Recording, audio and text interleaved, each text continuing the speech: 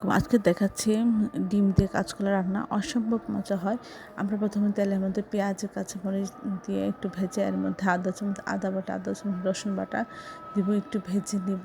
তারপরে আমরা এর মধ্যে দিয়ে দিব সামান্য একটু পানি দিয়ে আমরা এর মধ্যে দিয়ে দেবো আদা চামচ লবণ, আদা চামচ হলুদ গুঁড়া, আদা চামচ ধনিয়া গুঁড়া, আদা চামচ জিরা গুঁড়া দিয়ে এখানে 2টা তেজপাতা, একটা দারুচিনি এবং এলাচ গুঁড়া দিয়ে আমরা একটু পানি দিয়ে আমরা এখানে কেটে রাখা আলু দিয়ে দেবো। আলুটা কষিয়ে নিলে এটা এর মধ্যে দিয়ে দেবো কাঁচকলা।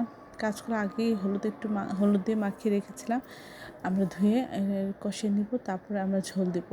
ঝোল দেওয়ার পরে একটা ডিম এভাবে ভেঙে দিব, তরকারির মধ্যে দিয়ে ঢেকে দিব।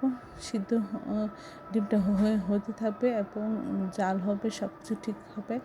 পরে আমরা ডিমটা এভাবে ইয়াটা দিয়ে একটু কেটে দিব। ডিম একটা ডিমকে কয়েকটা টুকরা করে দিব, তাহলে এটা ভেঙে ভেঙে গেলে এটা খেতে ভালো লাগবে, তরকারিটা অনেক টেস্টি হবে। এভাবে জাল হবে, ঝোলটা কমে যাবে এবং সব কিছু ঠিক হয়ে গেলে আমরা এটা নামিয়ে পরিবেশন করব। অসম্ভব মজা হয় এভাবে রান্না করলে। এটা এটা মাংসের মতো লাগে এটা খেতে, অসম্ভব মজা। আর কাঁচকলা অনেক উপকারে, এটা বাচ্চাদের এভাবে খাওয়ালে অনেক বাচ্চারা খেতে যাবে।